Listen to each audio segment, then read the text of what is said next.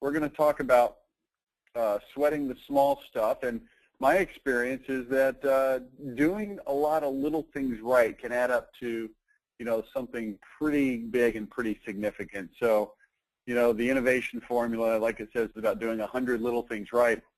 And, I always think about sweating the small stuff. Probably the most famous story, although I'm sure there are lots of stories that are similar, was Steve Jobs. And he was such a stickler for details and had a passion for perfection that really exceeded any sort of rational level of expectancy. But there was one story in particular. I read his biography that came out shortly after his death. Gosh, I think I listened to it on audio. It's like 31 hours long or something. A very interesting book. But one of the stories in there, it's been a while since I listened to the book, but so forgive the lack of specific details, but there was an issue with a third-party vendor that was creating an icon for an app on the iPhone. This is when the iPhone was brand new and it was just coming out. And the developer had created the icon for the app to look a certain way. And he just went bananas because it was not exactly the way that he thought it should look, and he wanted the color blue to be slightly different, and just every little detail of the user experience he wanted to be just perfect, which makes it hard for me to understand how he got this thing called iTunes, which I find to be a nightmare, but nevertheless, the point is still valid. So doing a lot of little things right. And I think a lot of times we look at our business and say, okay, we've got to get these big things done. We've got to be able to deliver on what we sell. And we get so focused on, looking for something that's fairly significant that we fail to look at the little things. And hey, I own a business and I run a business and your customers are my business, and I'm not saying that we're perfect at this, but we're constantly looking at it, and I'm just acknowledging that these things are hard. Because they're little things, they're easy not to do.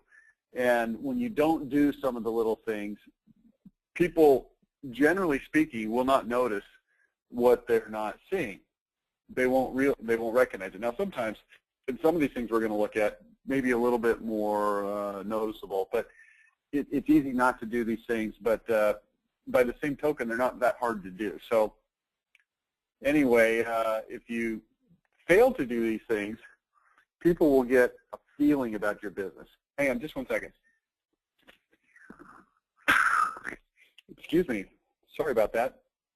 They'll get a feeling about your business. You'll notice that I put the word feeling in quotation marks to give it sort of a weird feel about that word. Things that just don't feel quite right. And we don't want people to have that feeling. We want them to feel like, wow, this is great. Everything's perfect. Implementing these will cause people to get a good feeling about your business. So the more of these things that you can do, and hey, I'm not sitting here telling you that I've got a comprehensive list of everything that's little that you need to do. This, again, is just some ideas to get you going.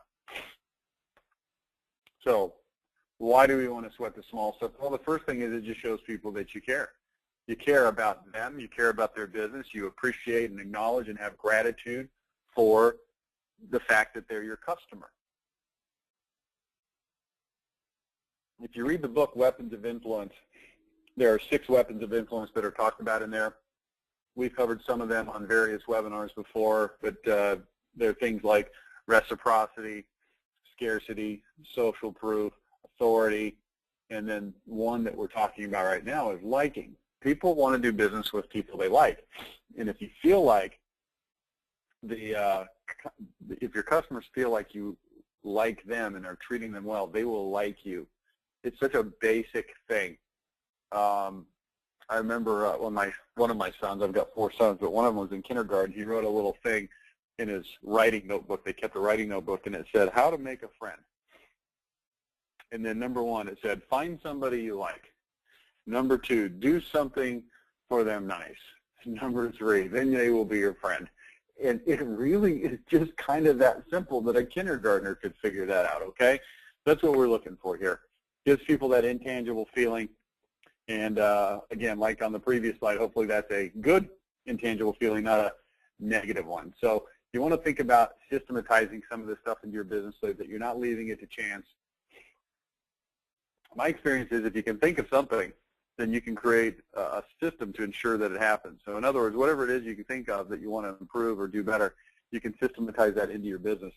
The worst thing you can do, well, the worst thing you can do is not even think about it, but the second worst thing you can do is recognize it, want to change something, but then just sort of leave it to people to do. And it's not that your people are bad or not paying attention. It's just that, you know, they've got their routine and the things that they've got to do, and it may not get done. Okay, not for any ill will or lack of trying, just for lack of, you know, having specific instructions. So let's get a case study here. I was staying at a hotel. This was a few years ago, and I took this photo because it just struck me as something that gives you that intangible little feeling, and not the good kind. And this was a very nice hotel. I mean, it wasn't the nicest hotel on the planet, but it was a nice hotel. I don't know how much it was per night. I had a client that was actually putting me in this hotel. I think it was about $250 a night, so a pretty, you know, decent expense. And it was a really nice room. It was a suite, so I had a separate area for the bed, and then it had a sofa area. You know how those things are. And I was having a pretty good stay there, and I walked out the next morning, and you know how they leave the newspaper there by your door in some hotels, the USA Today? I walked out the door, and here's what I saw sitting in front of my door. The USA Today. You can see there the sticker at the top. It was a Sheraton. And, you know, sometimes the paper gets messed up. They come in a bundle, you know, whatever. But this is one that probably should not have been put in front of the door. This is one of those little things that I'm talking about, is having somebody that made a decision that it was okay to put this in front of somebody's door when clearly it's not. Now, here's the thing. Does this newspaper reflect on the hotel? If the newspaper is messed up, does that mean that the hotel is messed up? And the answer is it kind of does, because it simply indicates that if they think that this is okay, then what else might they think is okay? You know, I wrote a blog posting one time about standing in line at Office Depot. I was getting something, some Post-it notes and staples or something like that. I don't know what it was. But I was standing in line, and I was kind of hungry, and they're smart enough that they put the candy bars and stuff like that right there by the checkout. You guys know what I'm talking about, right? So I was standing there in line, and the candy bars, I don't remember the exact price, but they were like $1.59 for a Twix or a Snickers or something like that. And I remember thinking, man, that's expensive. Now, in the grand scheme of my life and in my business, $1.59 is not a tremendous amount of money. But compared to how much I felt like that thing should cost, i.e., if you bought it at the grocery store in a six-pack, they're probably 6 for $3 or something. Or if you bought it at a convenience store, it's probably $1.29. But to see it there at $1.59, my feeling started to think about, well, maybe if this candy bar is so overpriced, maybe these staples are too.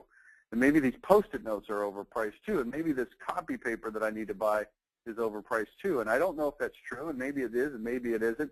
But it just gave me sort of that negative feeling. That's what we're talking about here, is removing things that give that negative feeling and adding things that give a positive feeling. Okay, so it's just a little teeny case study, not that big of a deal.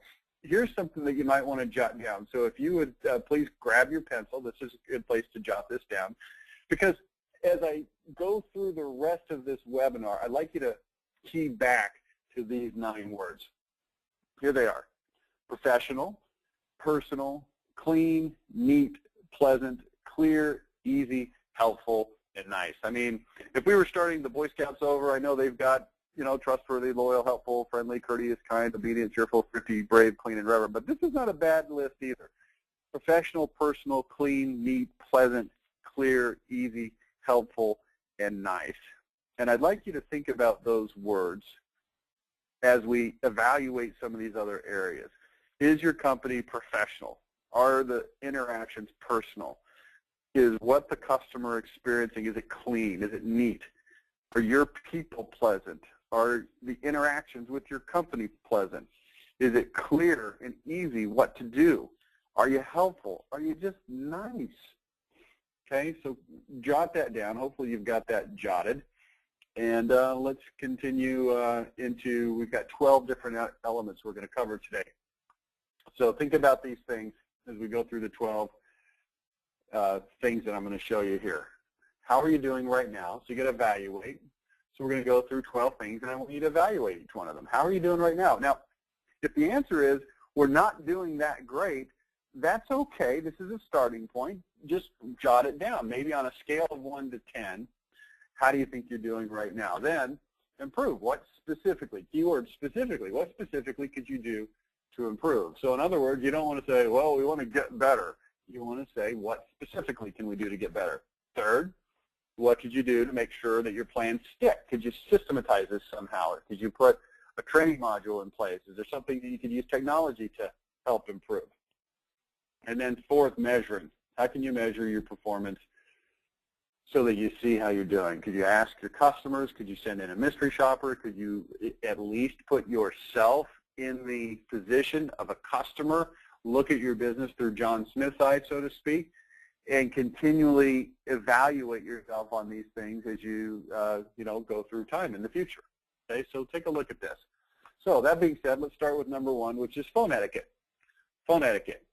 So it's a simple question. How do you answer the phone? Now, first of all, and this is true for a lot of contractors, especially smaller ones, is it actually answered at all? And that seems so fundamental, and probably a lot of you are saying, well, yeah, it's answered. Well, if there's no answer, there's no good way to get a hold of you at your company, that could be a negative thing. Are the people on the phone friendly enough? Do you have the right person? Now, I'm going to brag a little bit on Judy Schaefer over at our office. We used to have a different person that was in her position who was extraordinarily good at what she did. She was very organized, did a great job, but she just wasn't very friendly on the phone. She almost sounded as if you were putting her out to have to take time to talk to you. Now, I know from dealing with this person that she really didn't feel that way. She really enjoyed working with customers, but she just didn't have much of a phone personality. And it kind of felt like that when you were talking to her. And then we got Judy going, and Judy, of course, if you've ever talked to her, you know that she's enthusiastic and friendly, and she's now training others to do that in our company. So, I just want you to think, do you have the right person? Does it make a difference? Depending on the nature of your company, maybe the receptionist is a low-paid kind of a thing, and you think, well, I don't want to spend a lot of money on this position. Well, I'd ask you to maybe not necessarily reconsider that, but just reconsider who the person is, okay? Do they have the right scripts? And if you've listened to me before, I'm a big proponent of scripting. We won't go through scripting right now. It's not necessarily what we want to talk about on this call, but just the fact that you need to have a script. Do people get what they want when they call? Are they going to actually get what they want? Are they going to get it fast enough?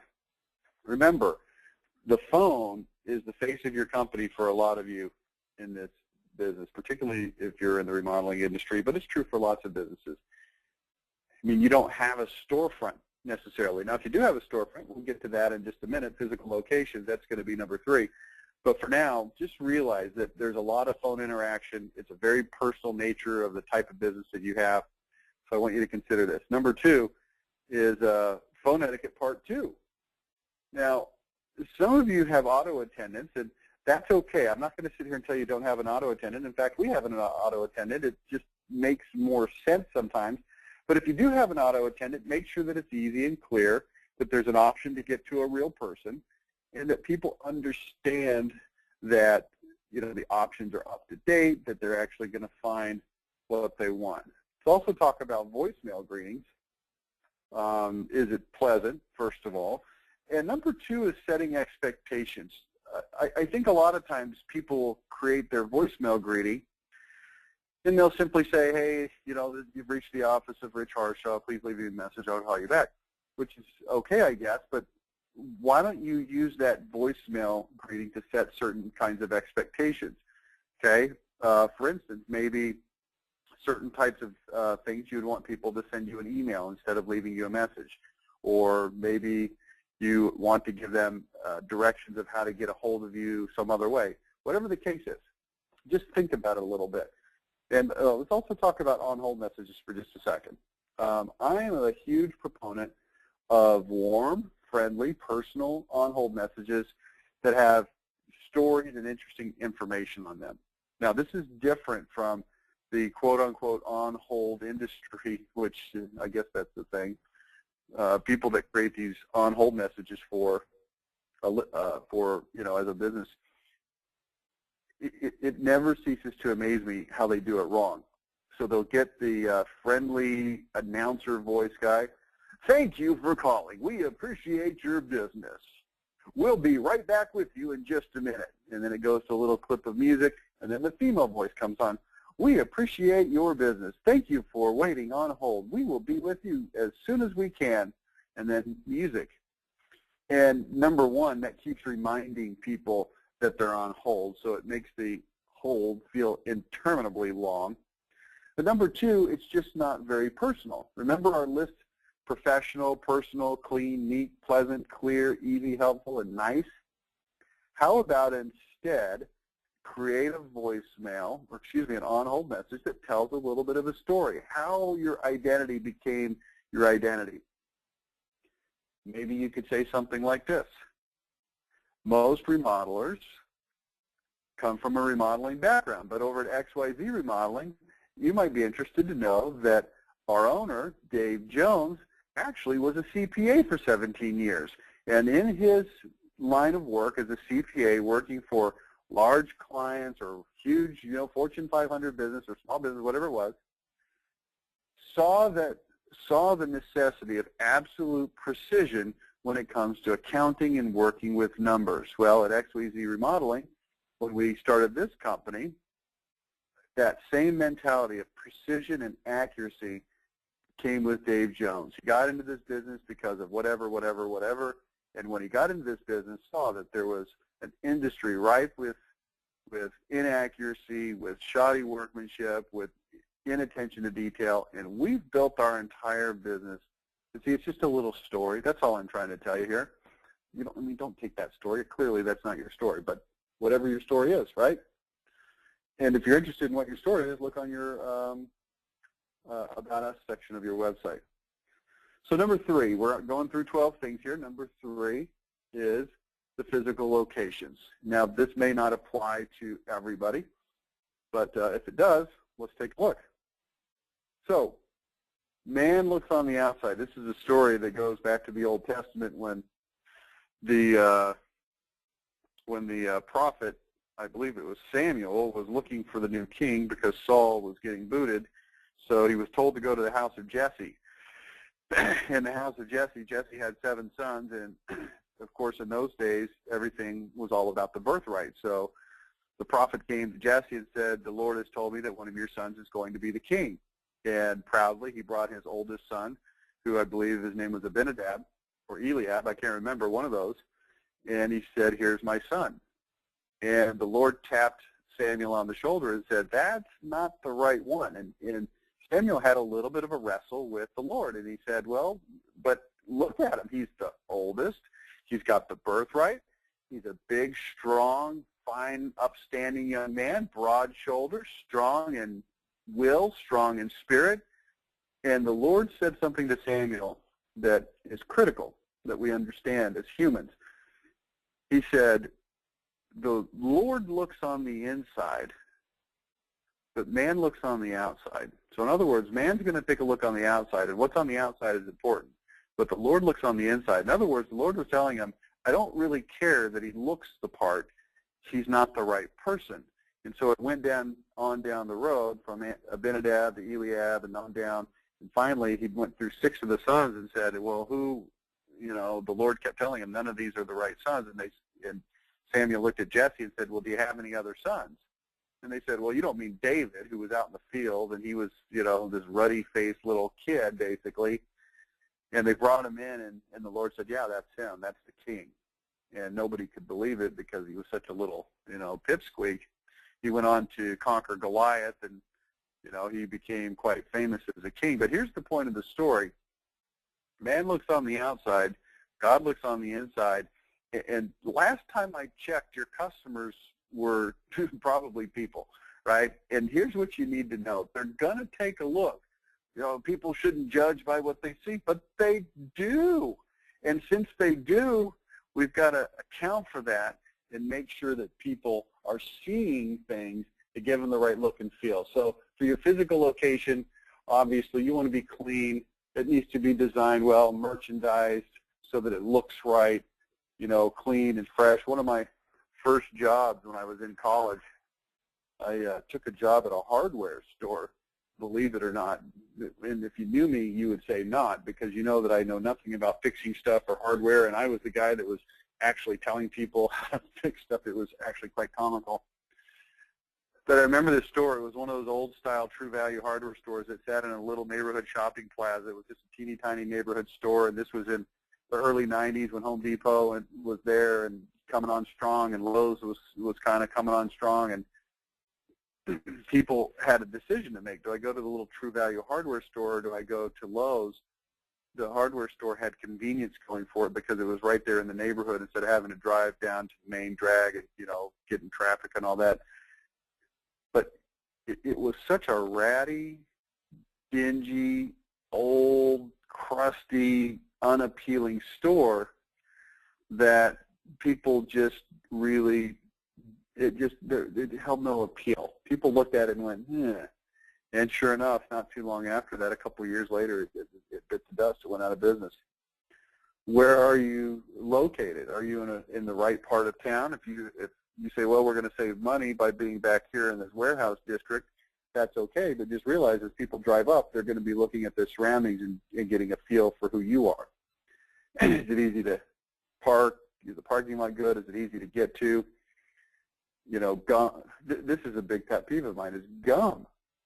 Gum. I don't understand who these people are that are spitting their gum out all over the place. There's this one particular intersection in the town where I live where I always notice that on the median, it's a concrete median, and there's like 35 pieces of gum that are all black and stuck on this median. I don't know who these people are that spit their gum out on a median in the middle of town. But you also see this. Just go to any retail store and you'll notice this gum out on the parking lot. Get it scraped up. I don't know how to keep people from doing that, but scrape it up. It just looks bad. Are the windows clean? Do you pay the window washer? Are there marks on the floors? Just things like that, okay? Temperature, smells, colors, textures. My wife has been documented previously on these webinars, is a huge fan of a store called Anthropologie. And I was talking to her about it one day. I said, well, why do you like Anthropologie so much? Is it the merchandise? I mean, obviously you like the stuff they sell, but you know, have this sort of eclectic mix of clothes and housewares and just interesting stuff, some antiques in there. And she said, you know, I just love to go in there, even if I don't buy anything, even if I know I'm just looking, I just love to go in there. And we finally, after a little bit of discussion, I found out that one of the things that she loves about it is the way it smells, and it's just this whole package of the way it looks, and it just touches all the different sensations of sight, sound, there's music playing, and it smells a certain way. Don't underestimate those things. Colors, textures, okay? Think about it. Comfortability, sitting, waiting, loitering. You know, Barnes & Noble started the trend of encouraging people to loiter. And I don't know if that's appropriate for your situation, but you might want to just think about that a little bit. At that same hardware store, one of the things that we implemented was a policy of giving the contractors that would come in for nuts and bolts and, you know, different types of things, we would give them free sodas. And we invited them, we encouraged them to come in and sit down, and we put some chairs in there. And I mean, it wasn't any big Barnes & Noble cushy, fancy chair thing, but it was at least a place that you could come in, get out of the heat, get out of the cold in the winter, grab a drink, hot chocolate or coffee in the winter, sodas in the summer, and just making that physical location, as dingy as it was, we did what we could. And imagine having me as an employee, even at age, you know, 22 or something, that was, you know, they were in for a change. Restrooms, you know, the dirty restroom thing. how many times have you been to a restaurant or some sort of retail location where it looked clean enough, but you went into the bathroom and it was just a freaking pigsty disaster? You just don't want to do that. Smoking areas, is there water fountain available? Anything else you can think of. So just think through that. Physical location. Remember, what I'd ask you to do is 4 things on all of these. Number 1, evaluate. Number 2, how can you improve? Find specific things you can do. Number 3, systematize it. And number 4, measure it. So think about that. Let's move on. Number 4, people appearances. So how do your people look? Well, first of all, uniforms. Think this through. Now, I'm not going to give you specific instruction on what to do, but I want you to think about it. I always get mildly disturbed when I walk into a retail store and a person that's dressed like a normal, non-distinguished of any kind of logo or anything comes up to me and asks me if they can help me. Or when you go to the restaurant and they're all wearing, just regular clothes. Now, that's pretty rare at a restaurant, but I've seen it. Or the manager comes up to you at your table and says, "Hey, how's everything going?" And you're looking at him going, "Are you a man? Who are you? Why are you at my table?" So just think through the uniform thing. If you've got a home improvement company, I'm a strong proponent of getting logoed T-shirts for your workers to wear, or polo shirts, depending on the type of work they're doing. Certainly for your salespeople, I think that the best uniform for a salesperson is a shirt and tie. That's my personal opinion, but I think a polo shirt is a good second best. Cleanliness, piercings, tattoos, facial hair, body odor, just things to think about. Remember, we talked about earlier, the Lord looks on the inside, people are going to take a look on the outside. And if you think that the ponytail and the tattoos are okay, your customers may not. I'm not saying that it makes you a bad person because you've got, a bull ring pierced through your nose. I'm just telling you that some people are going to judge you. And if you say you shouldn't judge, I'm going to give you the old Tony Robbins comeback to that, which is sometimes people just should all over themselves. What you should do isn't really as relevant as what people actually do. What about being friendly? Is this something that you can train? Well, I know an air conditioning company that as part of their training for all of their technicians, they put them through customer service training, and just being friendly and role-playing how to deal with certain client interactions is critical. Now, what about this? This is something just to think about. It may not be specific for your situation, but what about people matching? Gender, age, vibe, race. Now, what am I talking about here? Look at this photo. I took this photo. You know how you try to incognito take a photo while other people are there? You can see from the iPhone, I guess that looks like an iPhone 4 on the picture. This is the Apple Store. This is back, I guess, when the iPhone 4 was out. But I took this picture because I was blown away at what I was seeing here. Now let me show you what I was seeing here. This is one of those tables that they have at Apple stores, and there are 4 workers that are assigned to be working with 4 customers. Now, hopefully you can see my cursor here. On the left, there's a female customer wearing a green shirt, and here's a female Apple employee standing next to her. Over here in the right is an older female customer who's being serviced by an older female Apple employee. You can't see her because she's behind this guy with white hair, but you can see her head right in front of this guy with the red shirt. Over here on the right-hand side, we've got a younger customer talking to a male customer talking to a younger male Apple employee. And then, of course, here we've got the older, white-haired, heavier customer talking to the older, white-haired, heavier Apple employee. Now, I don't know if they did that on purpose. I don't know if this intuitively, or maybe it was just randomly served up that way that day. But I think there's probably a little something to this. Not that the man would be uncomfortable with the woman or the old person with the young or vice versa, but I think it was interesting that they matched them up that way. I would just encourage you to think through this, especially in terms of sales opportunities, right? If you've got a sales staff of 5 or 6 or 7 or 8 people, you may want to start thinking in terms of, well, who are we going to see, and does it make a difference the type of person that we send over there? And the answer is you might find that it does. Okay? Next is signage. Evaluate signage in and around your company to make sure the following. Number one, it's easy to understand for people that have no prior exposure to you.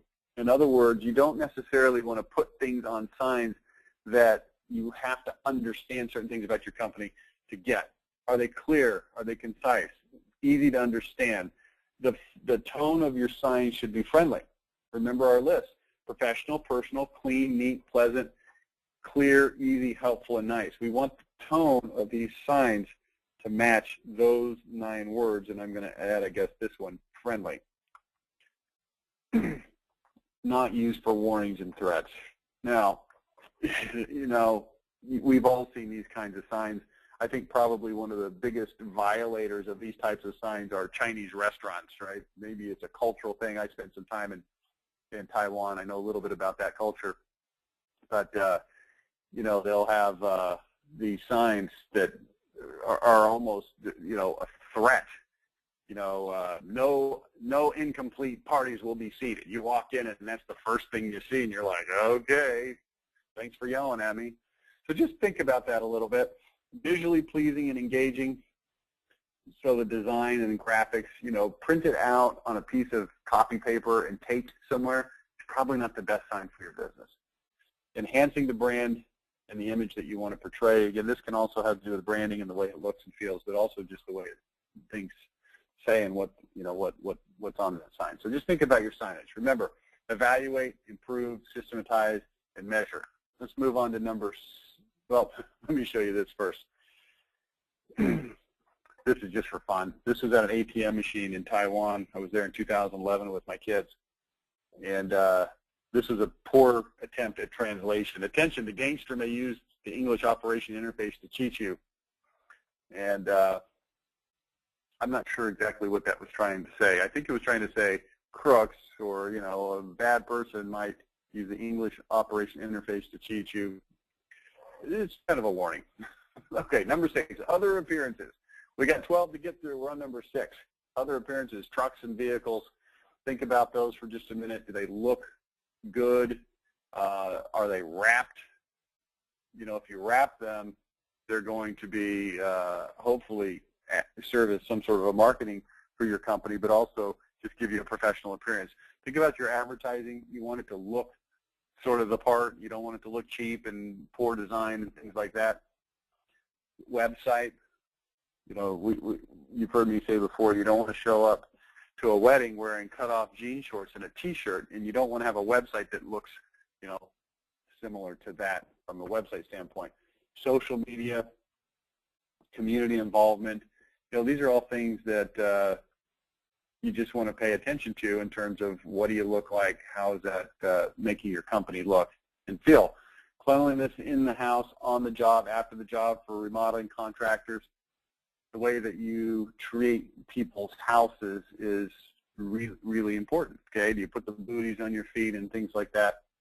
Cleaning up your tools of the trade, are they old and crusty and dilapidated looking, or do they look new and presentable and, you know, not just that necessarily functional, but people are going to look at it, okay? Next, nuts and bolts of the business. This is a big one, telling people what to expect next.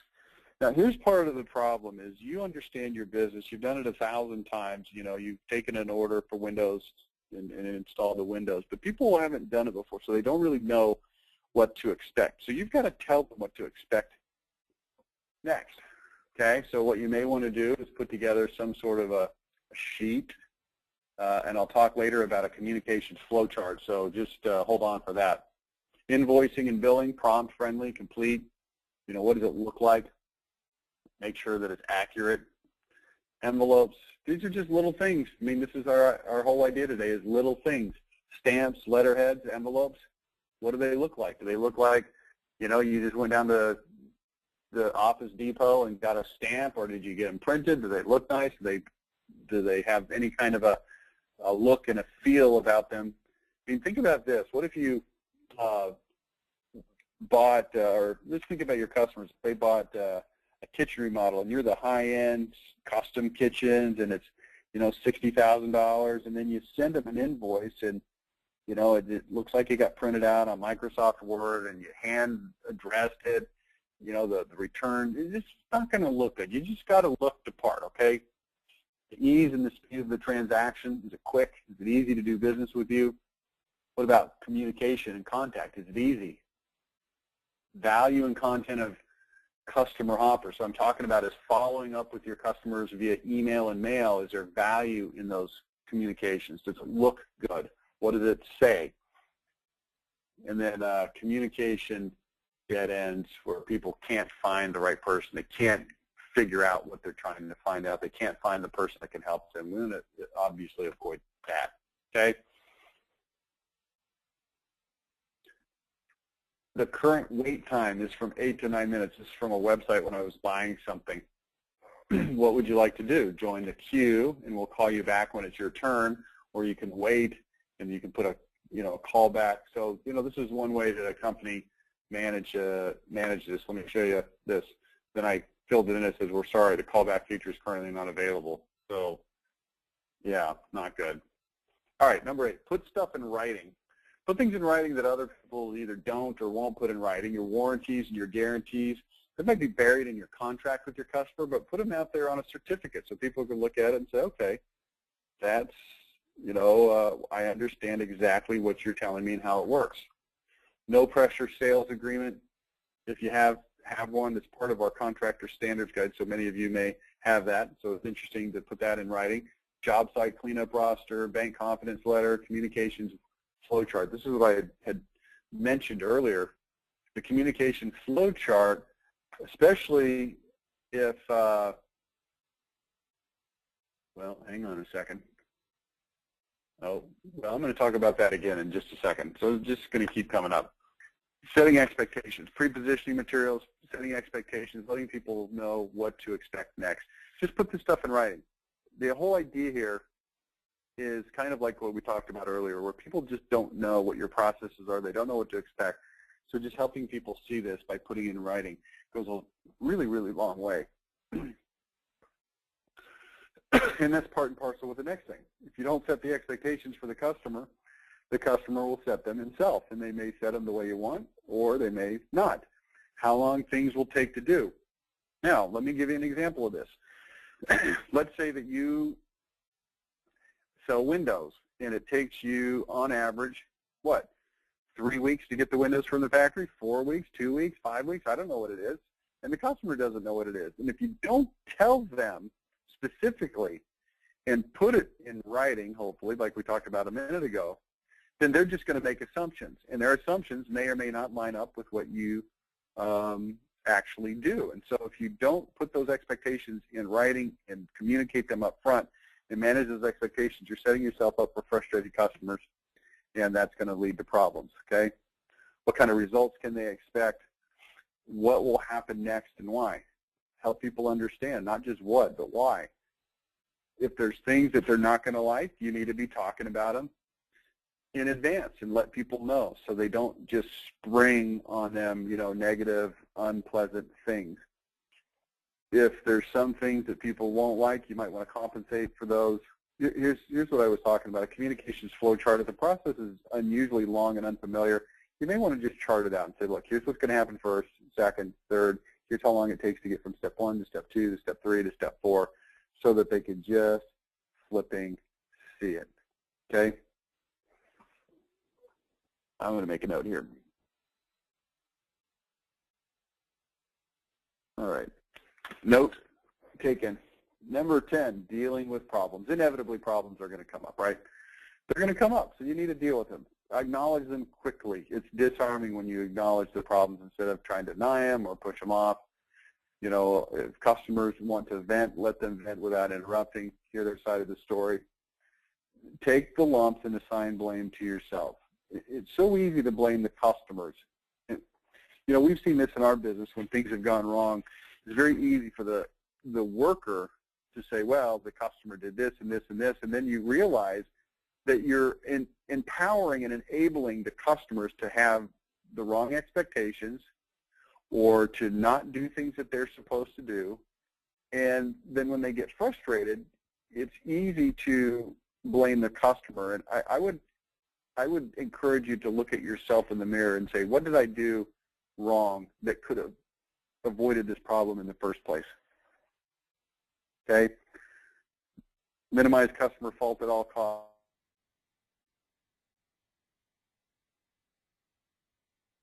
First or second, right? Compensate a little more than is appropriate if you mess up. Confirm, is there anything else we can do to make this right? This is a technique I learned one time called closing the bag. You don't want to leave it open. You went to fix a problem and you think you fixed it right, but it didn't quite fix the problem all the way. Is there anything else we can do to make this right? And if the customer answers, no, that was fantastic, I really appreciate it, then you know that you've got them, okay? And even if they lie to you, at least they know that they've confirmed that everything is okay. Following up via email, mail, phone, follow-up obviously is important, but it's just one of those little things. Okay, also evaluate, was this a fluke, this problem, or was it a systemic problem? Now, here's why I bring this up. I've seen lots of situations where a fluke problem happens and a company will endeavor to put a protocol in place to fix it. And the protocols take time and effort and attention and sometimes money to put into place, but they're putting protocols in place to fix things that are unlikely to happen again because they were so fluky. So it's important for you to realize if it was a fluke, if there's something you can do to avoid it that doesn't have to involve overhauling everything that you normally do, just let it go. But if there is something that can be fixed and it's systemic and it's going to happen over and over again, then clearly you need to fix that. But again, my experience is that a lot of times, especially if the problem that was a fluke caused a particularly big stink in the company, people want to start, putting all kinds of remedies in place when in fact they may not be needed. So just evaluate that. All right, we're getting to the home stretch here. Random things. These are things that I couldn't think of anywhere else to put them. Consistency and integrity in pricing and discounts.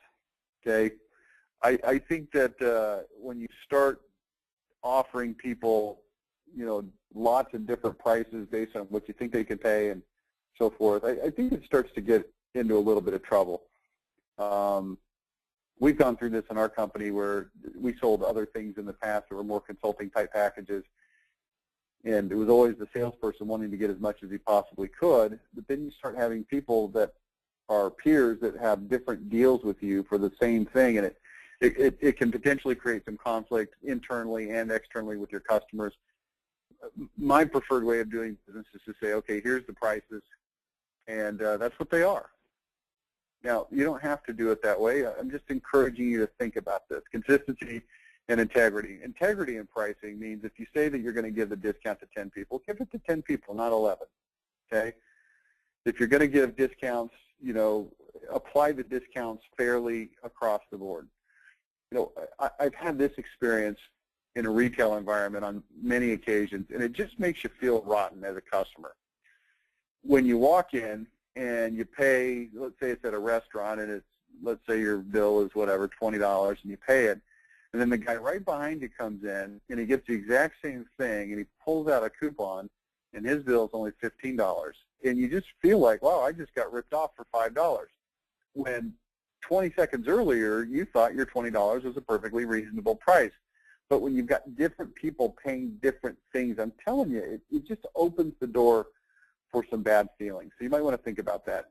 The Office Depot, I already told you that story about the candy bar costs too much, and it made me think about, the consistency of their pricing. Tom Thumb, so this is a grocery store here, Tom Thumb. It's like a Safeway brand, but it's called Tom Thumb. Anyway, here's why I put this on here. They sell sodas in 12 packs. That's the most popular way to buy sodas now. And you can't just go in and buy a 12 pack for $2.50 or $3 or $3.50 or whatever it is. They always force you to buy multiple units, and it's always buy two, get two free, or buy two, get three free, or buy two, get one free. And they force you to get a minimum of 3, and sometimes as many as 5 12 packs, because the pricing is inflated really high. So it's maybe usually $6, $5.99 for one, or buy two, get one free. So now you look at it and go, well, I can get $6 for one or $12 for 3, or I can buy 2 and get 2 free, or sometimes 2 and get 3 free. And it just kind of makes you go, oh, golly, first of all, I didn't need 5 cases of soda. Number 2, do you have to play these games with me? And it just creates sort of a negative feel. Price drops and fake discounts. Just think through your price drops. I am a proponent of price drops and discounting. I just want to encourage you to utilize those in an integral way, in a consistent way that doesn't discriminate against what I call quote-unquote stupid buyers. So in other words, if your normal price for something is $10,000 and you've got it built in to have a discount to $9,000, I'm okay with that. I think there's a real psychological element of that allows your customers to feel like they're getting a better deal, to make that transaction happen quicker. But what I don't like is when this guy gets $9,000, and this guy's paying $10,000, and this guy's paying $11,000 for the same thing. To me, it just again opens that door. Just think through it. Maybe I'm wrong. Maybe you disagree. Maybe you got a different experience. But that's, hey, it's my webinar, so I guess I can tell you what I want. The where's my coupon syndrome, I talked about that already with the restaurant. Planned spontaneity. Now this is an interesting thing. This is where you systematize doing things spontaneously for your customers. So you might add some sort of a bonus or a special onto their purchase, and you make it appear as if you just did it spontaneously instead of it being part of the deal. So I don't want to talk about that at length, but it gives you an idea. Wink, wink deals and offers. I wrote a blog posting on this not too long ago. It kind of goes like this, just as one example. If a car wash had a customer loyalty card and you had to get 10 punches on the card to get a free car wash, what they do is the guy would punch the first 2, and then he'd say, here, let me just punch these 2 to get you started, and then I'll punch 1 for the car wash you got today. So now the guy's got 3 punches instead of 1, and the guy who punches it makes it look like, hey, I'm just doing this for you. And it's kind of a wink-wink deal. Hey, let me do this, something special for you. And the research on this kind of a thing shows that there's a lot more loyalty actually to that card and to that company when that wink-wink deal is implemented. So just think about that. You might want to go back and search the blog. By the way, our new website's going to launch tomorrow, so it'll be very, very easy to go and search all of the previous blog postings. I think we're on about blog posting number 91 or 92 for the year. So there's a lot on there, and those will be easily searchable as of when our site goes live tomorrow. So just look back in the next couple of days and you'll see that. Proactively collecting customer feedback, finding what people think so you can find out, where you can potentially get better. And then let's end with this, attitude, right? I mean, it starts at the top, the attitude of the owner, the management, attention to detail is a personality trait. Develop this trait, and this is hard if you don't have that personality trait. At least hire the people that do have that personality trait. If you don't, put systems in place, make people accountable for what they do inside your company. You can't fake friendly. You can't pretend to be concerned. You can't fool somebody with fake kindness. It's got to be genuine. If you don't have genuinely kind, helpful, friendly people, then you need to replace them with ones that are. Just follow your heart, Pedro. That's what I always do. That was the quote from Napoleon Dynamite. This is when Pedro was about to go out and give his big speech for running for class president, and he asked Napoleon, do you have any advice? He says, just follow your heart. And, that's what you should do. Just by way of review, the 9 words to key in on: professional, personal, neat, clean, pleasant, clear, easy, helpful, nice. Hopefully you've already written those down. And then the evaluations I gave you. Remember, evaluate, improve, systematize, and measure. So just a quick recap of the strategies. These are the 12 things that we talked about. Phone etiquette, part 1 and 2, physical locations, and so forth. If anybody has any questions, I will entertain questions right now. Otherwise, we will end it up. Just type it into your console.